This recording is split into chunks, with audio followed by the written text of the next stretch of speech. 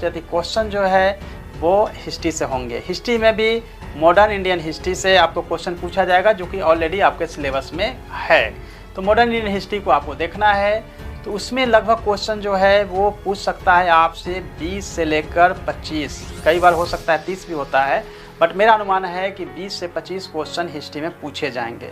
उसी तरीके से अगर देखेंगे दूसरे सब्जेक्ट जो कि ज्योग्राफी का है, तो ज्योग्राफी में लगभग 15 से 20 क्वेश्चन इसमें से भी आने की संभावना है। तीसरे सब्जेक्ट की तरफ हम चलते हैं, वो है साइंस।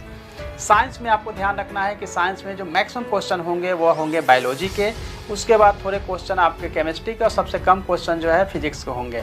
ऐसे में साइंस से जो क्वेश्चन पूछा जा सकता है वो हो सकता है 15 से 20, कई बार 25 भी पूछा जा सकता है। तो यह आप मान सकते हैं कि साइंस में जो क्वेश्चन है वो 20 से 22 क्वेश्चन आपसे पूछा जाएगा। उसी तरीके से आप देखेंगे कि जनरल अवेयरनेस आपको लेकर रखा गया है, यानी करेंट अफेयर्स।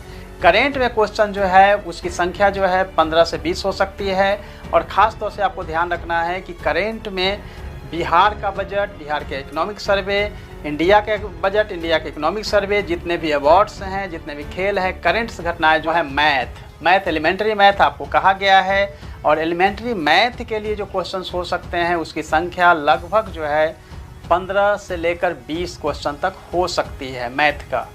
तो मैथ में भी आपको कंटिन्यू प्रैक्टिस करनी पड़ेगी। 105 में रीजनिंग है 1 से 5 क्लास के लिए, तो उसमें भी 15 से 20 क्वेश्चन रीजनिंग के होंगे। यानी कि मैथ और रीजनिंग वैसा पोर्शन है जिसमें कि क्वेश्चन लगभग जो है 30 से 40 क्वेश्चन 120 में से पूछा जा सकता है। तो काफ़ी इंपॉर्टेंट है, इसकी मेहनत कंटिन्यू आपको पर डे 3 घंटा प्रैक्टिस करनी होगी।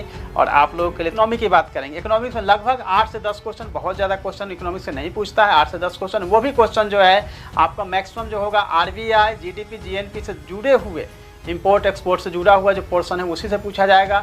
और करेंट बेस्ड होगा इकोनॉमी, इसलिए इकोनॉमी के लिए बहुत कुछ पढ़ने की ज़रूरत नहीं है। हालांकि हमने आपको इंग्लिश और हिंदी दोनों में ही PDF आपको अवेलेबल करवाए थे। तो इकोनॉमी से 8 से 10 जो है 10 से 15 पूछे जा सकते हैं। और पॉलिटी में भी 8-10 चैप्टर जो मैंने पहले भी वीडियो में आपको चर्चा किया था, केवल उसी को देखेंगे तो आपके सभी क्वेश्चन जो है कवर हो जाएंगे। अब बात करते हैं लास्ट जो 8वां आपके जो सब्जेक्ट है वो है इन्वायरमेंट, पर्यावरण से बहुत क्वेश्चन नहीं आएंगे, लेकिन चूंकि ज्योग्राफी से जुड़ा हुआ है, लेकिन फिर भी अगर उसको देखेंगे तो 7 से 10 क्वेश्चन की पॉसिबिलिटी एनवायरनमेंट में है।